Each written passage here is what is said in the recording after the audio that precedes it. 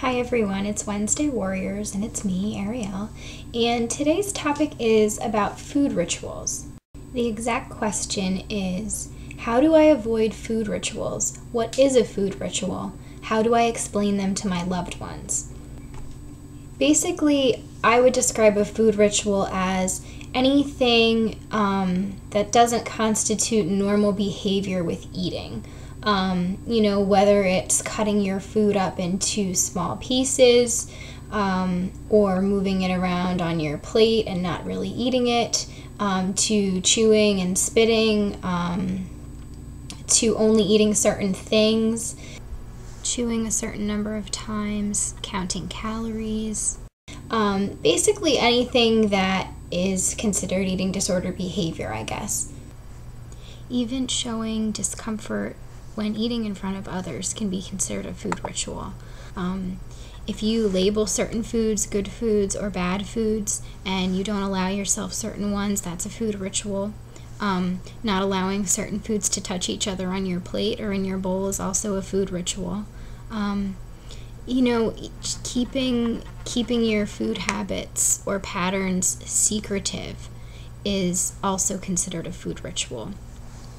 You can actually look up on the internet what constitutes a food ritual, and there's usually a lot of questionnaires or surveys that you can take that will help you decipher if you do in fact have an eating disorder.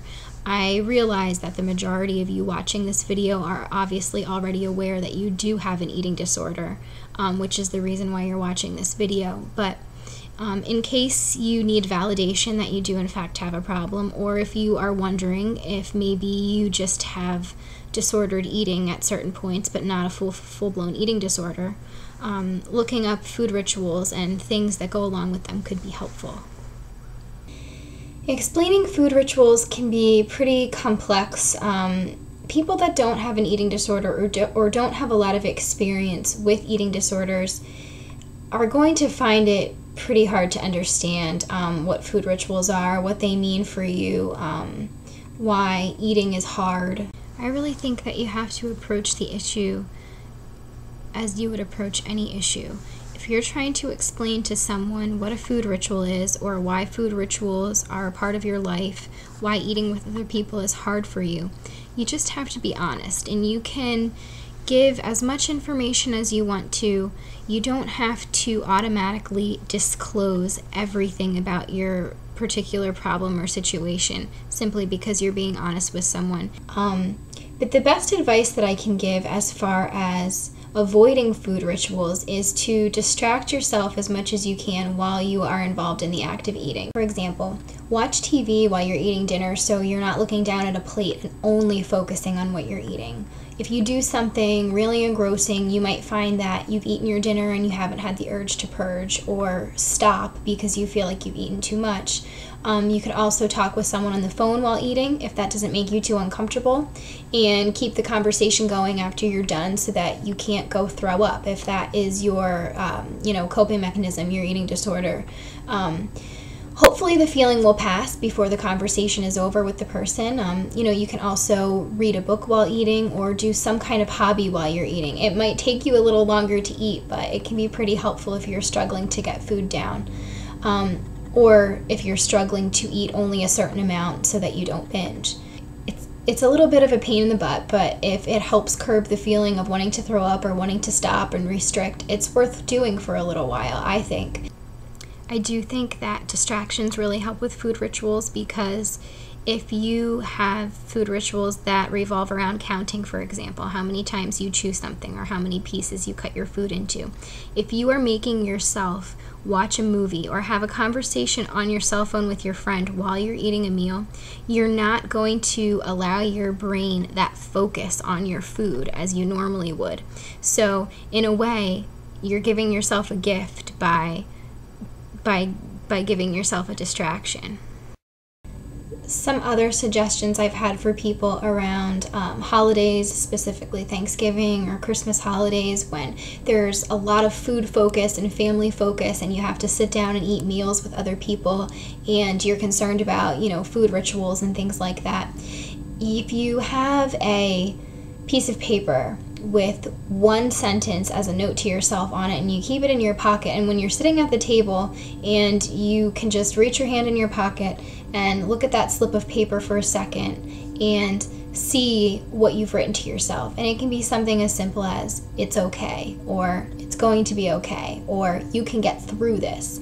Some little piece of wisdom for yourself, just to make you breathe easier for 1 second. It can also be something like, you're not alone, because sometimes knowing that you're not the only one struggling and dealing with all the stress that can come with eating is really helpful.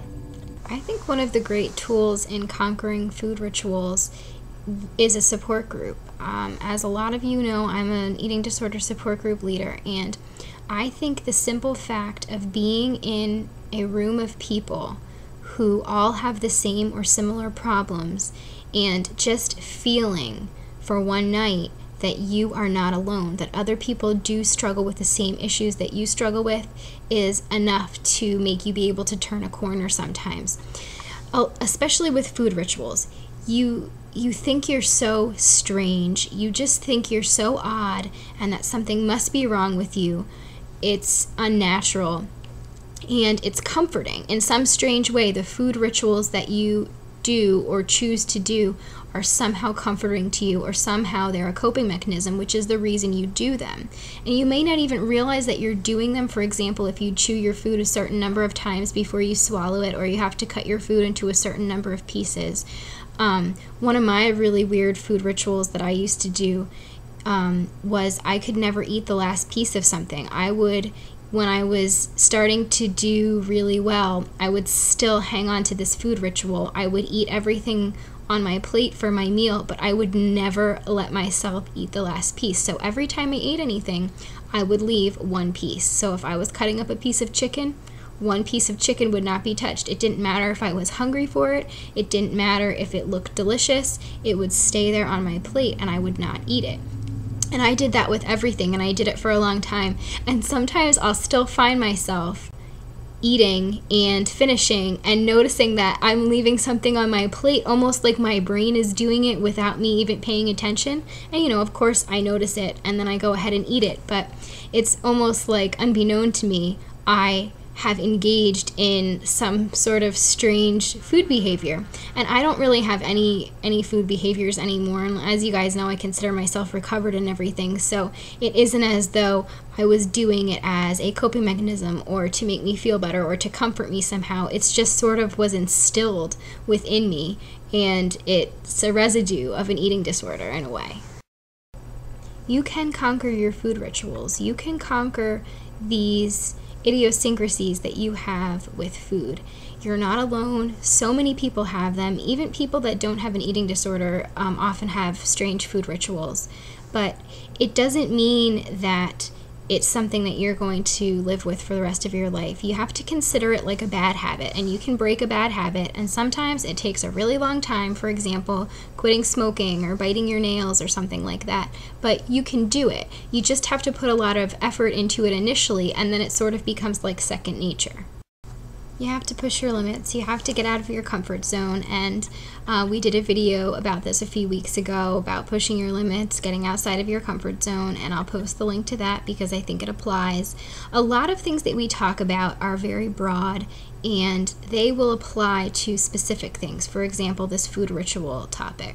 So take everything to heart, and remember that you can do whatever you set your mind to. It's not going to be an easy road. I'd be lying if I said that it was going to be completely easy, but it is possible, I promise you.